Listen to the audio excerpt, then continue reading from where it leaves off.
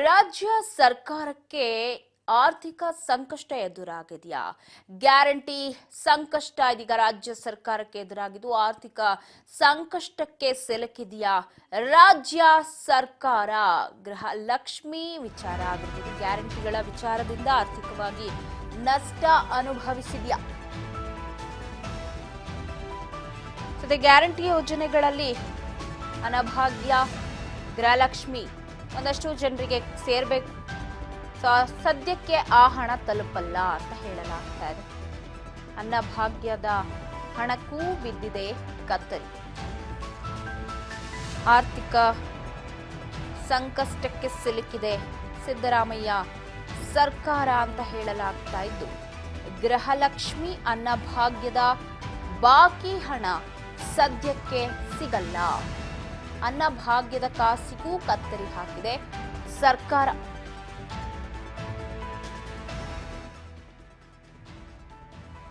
ರಾಜ್ಯ ಸರ್ಕಾರಕ್ಕೆ ಗ್ಯಾರಂಟಿ ಸಂಕಷ್ಟ ಎದುರಾಗಿದೆ.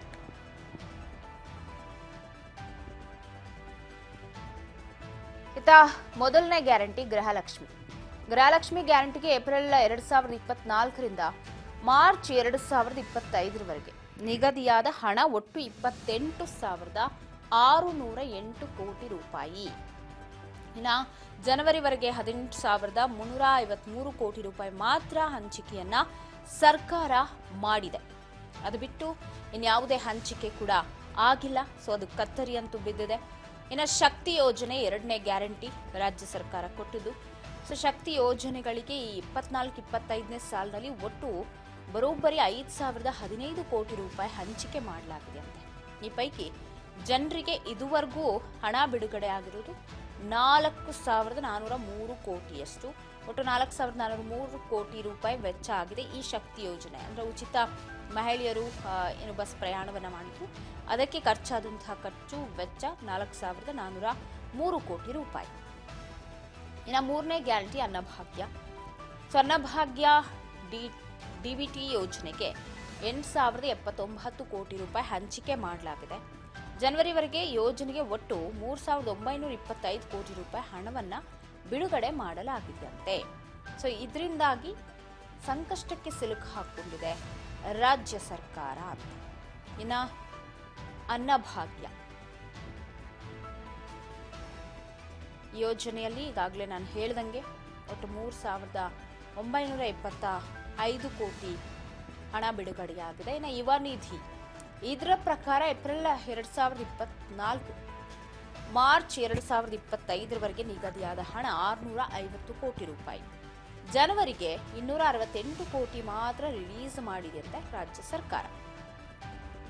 3 ತಿಂಗಳಿಂದ ಗೃಹಲಕ್ಷ್ಮಿ ಹಣ ಹಾಕದೆ ಕುಂಟು ನೆಪ ಹೇಳ್ತಾನೆ ಇದೆ. ಒಂದಾದ್ಮೇಲೆ ಒಂದು ಗ್ಯಾರಂಟಿಗಳನ್ನು ಕೊಟ್ಟು ಗ್ಯಾರಂಟಿಗಳಿಗೆ ಕೋಟಿ ಕೋಟಿ ಖರ್ಚು ಮಾಡಿ ಈಗ ಸ್ಥಗಿತ ಕೊಡ್ಲಾಗದೆ ಒದ್ದಾಡ್ತಾ ಇದ್ದಾರೆ. ಗ್ಯಾರಂಟಿಗಳಿಗೆ ಹಣ ಹೊಂದಿಸೋದಿಕ್ಕೇನೆ ಸರ್ಕಾರ ಹೈರಾಣಾಗಿ ಹೋಗಿದೆ. ಈಗ ಬಜೆಟ್ ಬೇರೆ ಬರ್ತಾ ಇದೆ. ಸೊ ಅದಕ್ಕೆ ಯಾವ ರೀತಿ ಹೊಂದಿಸ್ತಾರೆ ಹಾಗಾದ್ರೆ ಹಣ ಅನ್ನೋದು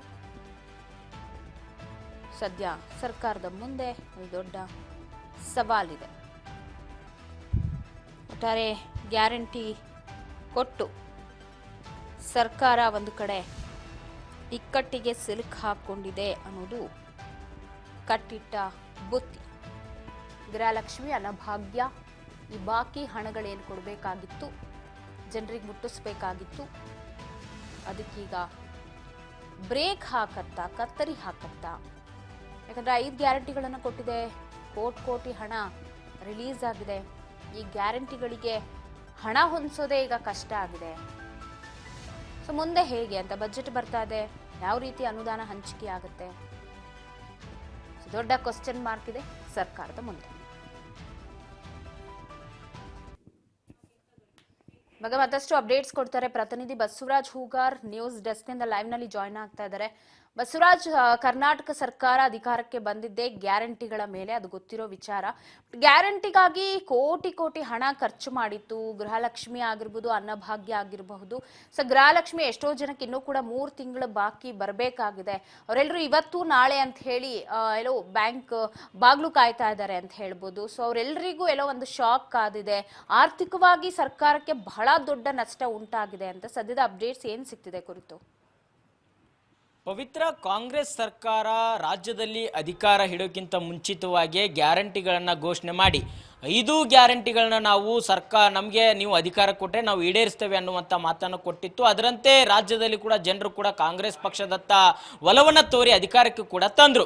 ಅದಾದ ಬಳಿಕ 5 ಗ್ಯಾರಂಟಿಗಳನ್ನ ಅನುಷ್ಠಾನಗೊಳಿಸಿರ್ತಕ್ಕಂಥ ರಾಜ್ಯ ಸರ್ಕಾರ ಬಜೆಟ್ನಲ್ಲಿ ಕೂಡ 5 ಗ್ಯಾರಂಟಿಗಳು ಕೂಡ ಹಣವನ್ನು ಮೀಸಲಿಟ್ಟಿತ್ತು. ಆದರೆ ಸರ್ಕಾರ ದಿನಗಳ ಕಳೆದಂತೆ ಆ 5 ಗ್ಯಾರಂಟಿಗಳಲ್ಲಿ ಕೆಲವೊಂದಿಷ್ಟು ಗ್ಯಾರಂಟಿಗಳು ಮಾತ್ರ ರಾಜ್ಯದ ಜನತೆಗೆ ಕೈ ಸೇರ್ತಾ ಇದ್ದಾವೆ. ಕೆಲವೊಂದಿಷ್ಟು ಗ್ಯಾರಂಟಿಗಳು ಒಂದು ರೀತಿಯಲ್ಲಿ ಅವು ಫಲಾನುಭವಿಗಳು ತಲುಪುವಲ್ಲಿ ಕೂಡ ವಿಫಲವಾಗ್ತಾ ಇದ್ದಾವೆ. ಹಣ ಬಿಡುಗಡೆ ಮಾಡಲಿಕ್ಕೂ ಕೂಡ ರಾಜ್ಯ ಸರ್ಕಾರ ಎಲ್ಲೋ ಒಂದು ಕಡೆ ಮೀನಾಮೇಷ ಎನಿಸ್ತಾ ಇದೆ. ಆರ್ಥಿಕವಾಗಿರ್ತಕ್ಕಂಥ ಸಂಕಷ್ಟ ಎದುರಾಯ್ತಾ ಅನ್ನುವಂಥ ಮಾತುಗಳು ಕೂಡ ಕೇಳಿ ಬರ್ತಾ ಇದ್ದಾವೆ. ಯಾಕಂತಂದ್ರೆ ನಾವು ಉದಾಹರಣೆಗೆ ನಾವು ನೋಡ್ತಾ ಹೋದ್ರೆ ಗೃಹಲಕ್ಷ್ಮಿ ಅಂತಕ್ಕಂಥ ಯೋಜನೆ ಕಳೆದ 3-4 ತಿಂಗಳಿಂದಲೂ ಕೂಡ ಹಣ ಜಮೆ ಆಗಿಲ್ಲ. ಇದ್ರ ಬಗ್ಗೆ ಸಾಕಷ್ಟು ಮಹಿಳೆಯರು ಕೂಡ ಫಲಾನುಭವಿಗಳು ಕೂಡ ಆಕ್ರೋಶನ ವ್ಯಕ್ತಪಡಿಸ್ತಾ ಇದ್ದಾರೆ. ಅಧಿಕಾರಕ್ಕೆ ಬರೋಕ್ಕಿಂತ ಮುಂಚಿತವಾಗಿ ನಾವು 5 ಗ್ಯಾರಂಟಿಗಳನ್ನು ಕೊಡ್ತೇವೆ, ಈಡೇರಿಸ್ತೇವೆ ಅನ್ನುವಂಥ ಎಷ್ಟು ಘೋಷಣೆಯನ್ನ ಕೂಗ್ತಾ ಇದ್ರು, ಘಂಟಾಘೋಷವಾಗಿ ಹೇಳ್ತಾ ಇದ್ರು. ಆದ್ರೆ ಇದೀಗ ಸರ್ಕಾರ ಕೂಡ ಬಂದಿದೆ. ಈಗ ಕೆಲವೊಂದಿಷ್ಟು ಬಾರಿ ಹಣವನ್ನ ಜಮೆ ಮಾಡ್ತಾರೆ, ಕೆಲವೊಂದಿಷ್ಟು ತಿಂಗಳ ಕಾಲ ಹಣವನ್ನ ಬಿಡುಗಡೆ ಮಾಡೋಲ್ಲ. ಇದು ಎಷ್ಟರ ಮಟ್ಟಿಗೆ ಸರಿ ಅನ್ನುವಂಥದ್ದು ಕೂಡ ಸಾರ್ವಜನಿಕರು ಆಕ್ರೋಶನ ವ್ಯಕ್ತಪಡಿಸ್ತಾ ಇದ್ದಾರೆ. ಹಾಗಾಗಿ ಗ್ಯಾರಂಟಿ ಸರ್ಕಾರ ಎಲ್ಲೋ ಒಂದ್ ಕಡೆ ಹಣವನ್ನ ಆರ್ಥಿಕವಾಗಿರ್ತಕ್ಕಂಥ ಪರಿಸ್ಥಿತಿಯನ್ನ ಸುಧಾರಣೆ ಮಾಡಲಿಕ್ಕೆ ಅಥವಾ ಆರ್ಥಿಕ ಸ್ಥಿತಿಯನ್ನ ಒಂದು ಅವರ ಕೈಯಲ್ಲಿ ಇಟ್ಕೊಳ್ಳಿಕ್ಕೆ ಎಲ್ಲೋ ಒಂದ್ ಕಡೆ ಹಿಂದೇಟು ಆಗ್ತಾ ಇದೆಯಾ ಅಥವಾ ಎಲ್ಲೋ ಒಂದ್ ಕಡೆ ಗ್ಯಾರಂಟಿಗಳಿಂದಲೇ ಸರ್ಕಾರ ಆರ್ಥಿಕವಾಗಿ ಹಿಂದೇಟು ಆಗ್ತಾ ಇದೆ ಅನ್ನುವಂಥದ್ದು ಕೂಡ ಸಾಕಷ್ಟು ಚರ್ಚೆ ಆಗ್ತಾ ಇದೆ. ಯಾಕಂತಂದ್ರೆ ನಾವು ಇಲ್ಲಿ ವಾರ್ಷಿಕವಾರು ಕೂಡ ನಾವು ನೋಡ್ತಾ ಹೋದ್ರೆ ಗ್ಯಾರಂಟಿಗಳು ಯಾವ ಯೋಜನೆಗಳಿಗೆ ಎಷ್ಟು ಹಣ ಬಜೆಟ್ ನಲ್ಲಿ ಮೀಸಲಿಟ್ಟಿತ್ತು, ಅದಕ್ಕೆ ಎಷ್ಟು ಹಣ ಬಿಡುಗಡೆ ಮಾಡಿದೆ ಅನ್ನುವಂಥದ್ದನ್ನ ನೋಡ್ತಾ ಹೋದ್ರೆ ಬಹಳಷ್ಟು ವ್ಯತ್ಯಾಸಗಳು ಕೂಡ ಇಲ್ಲಿ ಕಂಡು ಬರ್ತಾ ಇವೆ. ಗೃಹಲಕ್ಷ್ಮಿ ಆಗಿರ್ಬೋದು, ಯುವ ನಿಧಿ ಆಗಿರ್ಬೋದು, ಮತ್ತೆ ಈಗಾಗಲೇ ಅಕ್ಕಿ ಬದಲಾಗಿ ಹಣವನ್ನು ಕೂಡ ಕೊಡ್ತಾ ಇದ್ರು. ಆದ್ರೆ ಅಲ್ಲಿ ಕೂಡ ಹೆಚ್ಚಿನ ಹಣ ಹೊರೆ ಆಗ್ತಾ ಇದೆ ಅಂತ ಹೇಳಿ ಈಗ ಅಕ್ಕಿಯನ್ನು ಕೂಡ ಖರೀದಿ ಮಾಡಲಿಕ್ಕೆ ರಾಜ್ಯ ಸರ್ಕಾರ ಸಿದ್ಧವಾಗಿರ್ತಕ್ಕಂಥದ್ದು. ಕೇಂದ್ರ ಸರ್ಕಾರದಲ್ಲೂ ಕೂಡ ಅಕ್ಕಿ ಕೊಡ್ಲಿಕ್ಕೆ ಅವರು ಸಿದ್ಧರಾಗಿದ್ದಾರೆ. ಹಾಗಾಗಿ ಅಕ್ಕಿಯನ್ನು ನಾವು ಖರೀದಿ ಮಾಡ್ತೇವೆ. ಯಾಕಂತಂದ್ರೆ ಅಕ್ಕಿಯನ್ನು ಕೊಡೋಕ್ಕಿಂತ ಮುಂಚಿತವಾಗಿ ಏನು ಪ್ರತಿಯೊಬ್ಬರಿಗೆ ಏನು ಹಣವನ್ನು ಕೊಡ್ತಾ ಇದ್ರು, ಅದರಲ್ಲಿ 9 ರೂಪಾಯಿಗಳಷ್ಟು ಕೂಡ ಪ್ರತಿ ಕೆಜಿ ಕೂಡ ನಮಗೆ ಕಡಿಮೆ ಆಗುತ್ತೆ. ಹಾಗಾಗಿ ನಾವು ಹಣದ ಬದಲಾಗಿ ಅಕ್ಕಿಯನ್ನು ಕೊಡ್ಲಿಕ್ಕೆ ನಾವು ಸಿದ್ಧರಾಗಿದ್ದೇವೆ ಅನ್ನುವಂಥದ್ದು ಕೂಡ ಈಗಾಗಲೇ ರಾಜ್ಯ ಸರ್ಕಾರ ಅದಕ್ಕೂ ಕೂಡ ಕೊಕ್ಕೆ ಹಾಕಿರ್ತಕ್ಕಂಥದ್ದು. ಹಾಗೆ ಈ ಹಲವಾರು ರೀತಿಯಲ್ಲಿ ಗ್ಯಾರಂಟಿಗಳನ್ನ ಈಡೇರಿಸುವಂತ ನಿಟ್ಟಿನಲ್ಲಿ ಗ್ಯಾರಂಟಿಗಳ ಹಣವನ್ನ ಮೀಸಲಿಟ್ಟರು ಸಹಿತ ಆ ಹಣವನ್ನ ಬಿಡುಗಡೆ ಮಾಡಲಿಕ್ಕೆ ರಾಜ್ಯ ಸರ್ಕಾರಕ್ಕೆ ಎಲ್ಲೋ ಒಂದು ಕಡೆ ಪರಿಸ್ಥಿತಿ ಒಂದು ಆರ್ಥಿಕವಾಗಿ ಕುಸಿತ ಇದೆಯಾ ಅನ್ನುವಂಥದ್ದು ಕೂಡ ಇಲ್ಲಿ ಗೊತ್ತಾಗ್ತಾ ಇದೆ.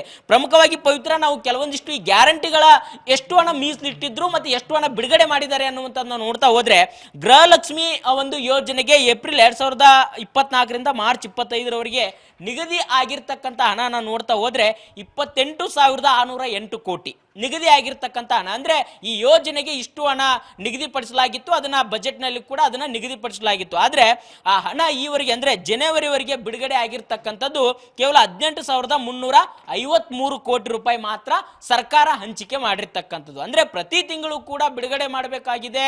ಪ್ರತಿ ತಿಂಗಳು ಕೂಡ ಹಣವನ್ನ ಏನು ಅವ್ರು ಯಾವ ರೀತಿಯಾಗಿ ಮತ್ತು ಮಾತನ್ನ ಕೊಟ್ಟಿದ್ರು ಅದೇ ರೀತಿಯಲ್ಲಿ ಕೂಡ ನಡೆದುಕೊಳ್ಬೇಕಾಗಿತ್ತು. ಆದ್ರೆ ಕೆಲವೊಂದಿಷ್ಟು ತಿಂಗಳ ಕಾಲ ಅದನ್ನ ಹಾಕೋದು ಮತ್ತು ಕೆಲವೊಂದಿಷ್ಟು ತಿಂಗಳ ಕಾಲ ಅದು ಏನೋ ತಾಂತ್ರಿಕ ಸಮಸ್ಯೆನೋ ಅಥವಾ ಇನ್ನಿತರ ಸಮಸ್ಯೆಗಳನ್ನ ನೆಪ ಒಡ್ಡಿ ಅದನ್ನ ನಿಲ್ಲಿಸುವಂತ ಪ್ರಯತ್ನಕ್ಕೆ ರಾಜ್ಯ ಸರ್ಕಾರ ಮುಂದಾಗಿರ್ತಕ್ಕಂಥದ್ದು. ಎರಡನೇದಾಗಿ ನಾವು ಶಕ್ತಿ ಯೋಜನೆ ಅಂತಕ್ಕಂಥದ್ದು ಕೂಡ ಇದೆ. ಆ ಶಕ್ತಿ ಯೋಜನೆಯಲ್ಲೂ ಕೂಡ 2024-25ನೇ ಸಾಲಿನಲ್ಲಿ ಒಟ್ಟು 5,015 ಕೋಟಿ ರೂಪಾಯಿ ಹಂಚಿಕೆ ಮಾಡಲಾಗಿತ್ತು. ಆದ್ರೆ ಈ ಪೈಕಿ ಜನವರಿವರೆಗೆ 4,403 ಕೋಟಿ ರೂಪಾಯಿ ಮಾತ್ರ ಬಿಡುಗಡೆ ಮಾಡಿರ್ತಕ್ಕಂಥದ್ದು. ಯಾಕಂದ್ರೆ ಈ ಹಣ ಬಿಡುಗಡೆ ಮಾಡುವಲ್ಲಿ ಕೂಡ KSRTC ಕೂಡ ನಾವು ಕೂಡ ನಷ್ಟದಲ್ಲಿದ್ದೇವೆ ಅನ್ನುವಂಥದ್ದನ್ನು ಕೂಡ ಸರ್ಕಾರಕ್ಕೆ ಹಲವಾರು ಬಾರಿ ಪ್ರಸ್ತಾವನೆ ಸಲ್ಲಿಸಿದಂತ ಸಂದರ್ಭದಲ್ಲಿ ಈ ಒಂದು ಇವರ ಯೋಜನೆಯಿಂದ ಸಾಕಷ್ಟು ಹಣವು ಕೂಡ ಬೇಕಾಗಿದೆ ಅನ್ನುವಂಥದ್ದು. ಹಾಗಾಗಿ ಈಗ ದರವನ್ನು ಕೂಡ ಹೆಚ್ಚಿಗೆ ಮಾಡಿ ಸಾರ್ವಜನಿಕರ ಮೇಲೆ ಹೊರೆ ಕೂಡ ಇರ್ತಕ್ಕಂಥದ್ದು. ಹಾಗಾಗಿ ಇಲ್ಲಿ ಕೂಡ KSRTC ಕೂಡ ಹಣವನ್ನು ಕೊಡ್ಲಿಕ್ಕೆ ಎಲ್ಲೋ ಒಂದು ಕಡೆ ಸರ್ಕಾರ ಹಿಂದೇಟ್ ಆಗ್ತಾ ಅನ್ನುವಂಥದ್ದು ಕೂಡ ಇಲ್ಲಿ ತಿಳಿದು ಬರ್ತಾ ಇದೆ. ಇನ್ನೊಂದು ಕಡೆ ಅನ್ನಭಾಗ್ಯ ಕೂಡ ಈಗ ನಾವು ಹೇಳಿದಂತೆ ಅನ್ನಭಾಗ್ಯದಲ್ಲಿ ಕೂಡ DBT ಮುಖಾಂತರ ಹಣವನ್ನು ಜಮೆ ಮಾಡ್ತಾ ಇದ್ರು. ಆದ್ರೆ ಹಣವು ಕೂಡ ಇಲ್ಲಿ ಹೆಚ್ಚಾಗಿರ್ತದೆ, ಸರ್ಕಾರಕ್ಕೆ ಹೊರೆ ಆಗ್ತಾ ಇದೆ ಅನ್ನುವಂಥ ಕಾರಣದ ಹಿನ್ನೆಲೆಯಲ್ಲಿ ಈಗ ಅಕ್ಕಿ ಕೊಡ್ಲಿಕ್ಕೂ ಕೂಡ ಸಿದ್ಧವಾಗಿರ್ತಕ್ಕಂಥದ್ದು. ಗೃಹ ಜ್ಯೋತಿ ಆಗಿರ್ಬೋದು, ಯುವ ನಿಧಿ ಆಗಿರ್ಬೋದು, ಇಲ್ಲಿ ಕೂಡ ಹಣವನ್ನ ಮೀಸಲಿಟ್ಟು ಇಟ್ಟಿದ್ದೇ ಹೆಚ್ಚು, ಆದರೆ ಅದನ್ನು ಬಿಡುಗಡೆ ಮಾಡಲಾಗಿದ್ದೇ ಕಡಿಮೆ. ಸೊ ಈ ರೀತಿಯಾಗಿರ್ತಕ್ಕಂಥ ಸರ್ಕಾರಕ್ಕೆ ಎಲ್ಲೊಂದು ಕಡೆ ಗ್ಯಾರಂಟಿಗಳಿಗೆ ಕಂಟಕ ಎದುರಾಯ್ತಾ? ಹೀಗೆ ಆದರೆ ಈಗ ಮುಂದೆ ಈಗ ಬಜೆಟನ್ನು ಈಗ CM ಸಿದ್ದರಾಮಯ್ಯವರು ಕೂಡ ಬಜೆಟ್ನ ಮಂಡನೆ ಮಾಡಲಿದ್ದಾರೆ. ಅದರಲ್ಲಿ ಎಷ್ಟು ಹಣ ಬಿಡುಗಡೆ ಮಾಡ್ತಾರೆ, ಅದನ್ನು ಎಷ್ಟು ಜನರಿಗೆ ತಲುಪಿಸುವಂತ ಪ್ರಯತ್ನ ಮಾಡ್ತಾರೆ. ಸರ್ಕಾರ ಆರ್ಥಿಕವಾಗಿರ್ತಕ್ಕಂಥ ಒಂದು ಈಗಾಗಲೇ ವಿಪಕ್ಷಗಳು ಕೂಡ ಆರೋಪವನ್ನು ಮಾಡ್ತಾ ಇದ್ದಾರೆ. ರಾಜ್ಯ ಸರ್ಕಾರ ಈ ಒಂದು ಗ್ಯಾರಂಟಿಗಳಿಂದ ಆರ್ಥಿಕ ಪರಿಸ್ಥಿತಿಯನ್ನ ಹದಗೆಡಿಸ್ತಾ ಇದೆ, ಎಲ್ಲೊಂದು ಕಡೆ ಆರ್ಥಿಕವಾಗಿ ಕುಗ್ಗಿಸ್ತಾ ಇದೆ ರಾಜ್ಯವನ್ನ ಅನ್ನುವಂಥದ್ದನ್ನು ಕೂಡ ದಿವಾಳಿ ಆಗಿದೆ ಅನ್ನುವಂಥ ಹಲವಾರು ರೀತಿಯಲ್ಲಿ ಅವರದೇ ಆಗಿರ್ತಕ್ಕಂಥ ವ್ಯಾಖ್ಯಾನಗಳಲ್ಲಿ ಆರೋಪ ಮಾಡ್ತಾ ಇದ್ದಾರೆ. ಅದರಂತೆ ರಾಜ್ಯ ಸರ್ಕಾರ ನಿಜವಾಗಿಯೂ ಕೂಡ ಆರ್ಥಿಕವಾಗಿರ್ತಕ್ಕಂಥ ಹೊಡೆತ ಬೀಳ್ತಾ ಇದೆ ಅನ್ನುವಂಥ ಚರ್ಚೆಗಳು ಕೂಡ ಈಗ ಜನಸಾಮಾನ್ಯರಲ್ಲಿ ಹುಟ್ಟುವಂತೆ ಇವರ ಒಂದಿಷ್ಟು ಅಂಕಿಅಂಶಗಳು ನೋಡ್ತಾ ಇದ್ರೆ ಗೊತ್ತಾಗ್ತಾ ಇದೆ. ಪವಿತ್ರ.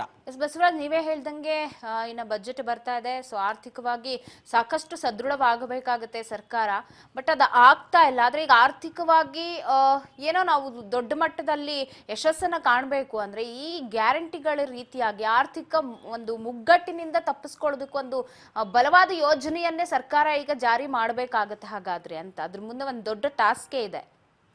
ಖಂಡಿತ ಪವಿತ್ರ. ಈ ಗ್ಯಾರಂಟಿಗಳಿಂದಲೂ ಕೂಡ ಕೆಲವೊಂದಿಷ್ಟು ಅಭಿವೃದ್ಧಿ ಕಾಮಗಾರಿಗಳಿಗೆ ಹಣವನ್ನು ಸರ್ಕಾರ ಕೊಡಲಿಕ್ಕೆ ಆಗ್ತಾ ಇಲ್ಲ. ದೊಡ್ಡ ದೊಡ್ಡ ಕಾಮಗಾರಿಗಳು ಕೂಡ ಹಣವನ್ನು ಬಿಡುಗಡೆ ಮಾಡಲಿಕ್ಕೆ ಆಗ್ತಾ ಇಲ್ಲ. ಮತ್ತು ಅನುದಾನಗಳು ಕೂಡ ಮೊದಲು ವಿಶೇಷ ಅನುದಾನಗಳು ಕೂಡ ಸಿಗ್ತಾ ಇದ್ವು ಶಾಸಕರಿಗೆ ವಿಧಾನಸಭಾವಾರು. ಆದರೆ ಇದೀಗ ಈ ಗ್ಯಾರಂಟಿಗಳ ಒಂದು ಭರಾಟೆಯಲ್ಲಿ ಎಲ್ಲೊಂದು ಕಡೆ ವಿಶೇಷ ಅನುದಾನ ಕೂಡ ಸಿಗ್ತಾ ಇಲ್ಲ ಅನ್ನುವಂಥದ್ದು ಅವರ ಸ್ವಪಕ್ಷದ ಶಾಸಕರು ಕೂಡ ಹಲವಾರು ಬಾರಿ ಆರೋಪವನ್ನು ಮಾಡಿದ್ರು.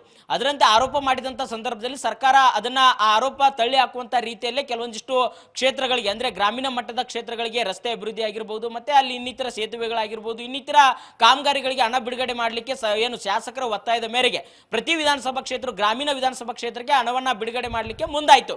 ಆದರೆ ಇಲ್ಲಿ ಕೆಲವೊಂದಿಷ್ಟು ಇಲಾಖೆಗಳು, ದೊಡ್ಡ ದೊಡ್ಡ ಇಲಾಖೆ, ಲೋಕೋಪಯೋಗಿ ಇಲಾಖೆ ಆಗಿರ್ಬೋದು, ನೀರಾವರಿ ಇಲಾಖೆ ಆಗಿರ್ಬೋದು, ಇಂಥ ದೊಡ್ಡ ದೊಡ್ಡ ಇಲಾಖೆಗಳಲ್ಲಿ ಹಣದ ಒಂದು ಅನುದಾನದ ಕೊರತೆ ಆಗ್ತಾ ಇದೆ ಅನ್ನುವಂಥದ್ದು ಕೂಡ ಸಚಿವರು ಕೂಡ ಕೆಲವೊಂದಿಷ್ಟು ಬಾರಿ ಕಳವಳ ವ್ಯಕ್ತಪಡಿಸಿರ್ತಕ್ಕಂಥದ್ದು ಕೂಡ ಉದಾಹರಣೆ ಇದೆ. ಹಾಗಾಗಿ ಸರ್ಕಾರ ಇವನ್ನೆಲ್ಲವನ್ನು ಕೂಡ ಮನದಟ್ಟು ಮಾಡಿಕೊಂಡು ಈ ಗ್ಯಾರಂಟಿಗಳನ್ನ ಎಲ್ಲೋ ಒಂದು ಕಡೆ ಪರಿಷ್ಕರಣೆ ಮಾಡಬೇಕು ಅನ್ನುವಂಥ ಶಕ್ತಿ ಯೋಜನೆ ಏನಿದೆ, ಈ ಶಕ್ತಿ ಯೋಜನೆ ಕೂಡ ಪರಿಷ್ಕರಣೆ ಮಾಡಬೇಕು. ಪ್ರತಿಯೊಬ್ಬರು ಶ್ರೀಮಂತರಿಗೂ ಕೂಡ ಸಿಗ್ತಾ ಇದೆ, ಬಡವರಿಗೂ ಕೂಡ ಸಿಗ್ತಾ ಇದೆ, ಅನಾವಶ್ಯಕವಾಗಿರ್ತಕ್ಕಂಥ ಹಣ ಖರ್ಚಾಗ್ತಾ ಇದೆ ಅನ್ನುವಂಥದ್ದು ಮಾತುಗಳು ಕೂಡ ಅವರ ಪಕ್ಷದಲ್ಲಿರ್ತಕ್ಕಂಥ ಸಚಿವರು ಮತ್ತು ಶಾಸಕರು ಕೂಡ ಸಾಕಷ್ಟು ಬಾರಿ ಆರೋಪವನ್ನು ಮಾಡಿದ್ರು. ಆದರೆ ಅದನ್ನ ಈಗ ಬಜೆಟ್ ನಂತರ ಅದನ್ನ ಪರಿಷ್ಕರಣೆ ಮಾಡುವಂತ ನಿಟ್ಟಿನಲ್ಲಿ ಹೋಗ್ತಾರಾ, ಅಥವಾ ಈ ಗ್ಯಾರಂಟಿಗಳು ಸಫಲತೆ ಏನು, ಗ್ಯಾರಂಟಿಗಳಿಂದ ಎಷ್ಟು ಹಣ ಖರ್ಚಾಗ್ತಾ ಇದೆ, ಗ್ಯಾರಂಟಿಗಳು ಎಷ್ಟು ಸಹಕಾರಿ ಆಗ್ತಾ ಇದೆ, ಬಡ ಕುಟುಂಬದವರಿಗೆ ಸಹಕಾರಿ ಆಗ್ತಾ ಇದೆ ಅಥವಾ ಮಧ್ಯಮ ವರ್ಗದವರಿಗೆ ಅಥವಾ ಶ್ರೀಮಂತ ಕುಟುಂಬದವರಿಗೆ, ಇವೆಲ್ಲವನ್ನು ಕೂಡ ಪರಿಷ್ಕರಣೆ ಮಾಡಿ ಒಂದಿಷ್ಟು ಮಾನದಂಡಗಳ ಮುಖಾಂತರ ಗ್ಯಾರಂಟಿಗಳನ್ನ ಅನುಷ್ಠಾನ ಮಾಡಬೇಕು ಅನ್ನುವಂಥ ಕೂಗು ಕೂಡ ರಾಜ್ಯ ಸರ್ಕಾರದಲ್ಲಿ ಇದೆ. ಆ ಸರ್ಕಾರ ಕೂಗನ್ನ ಯಾವ ರೀತಿಯಾಗಿ ಅದನ್ನು ಪರಿಗಣನೆ ತೆಗೆದುಕೊಳ್ಳುತ್ತೆ, ಇದನ್ನ ಮತ್ತೆ ತಜ್ಞರ ಜೊತೆ ಸಮಾಲೋಚನೆ ನಡೆಸಿ ಈ ಗ್ಯಾರಂಟಿಗಳನ್ನ ಪರಿಷ್ಕರಣೆ ಮಾಡಿ ಆರ್ಥಿಕವಾಗಿರ್ತಕ್ಕಂಥ ಪರಿಸ್ಥಿತಿ ದುಸ್ಥಿತಿಗೆ ಹೋಗದಂತೆ ರಾಜ್ಯ ಸರ್ಕಾರ ನೋಡ್ಕೊಳ್ಳುವಂತ ಜವಾಬ್ದಾರಿ ಕೂಡ ಸರ್ಕಾರದ ಮೇಲೆ ಇರ್ತಕ್ಕಂಥದ್ದು. ಪವಿತ್ರ.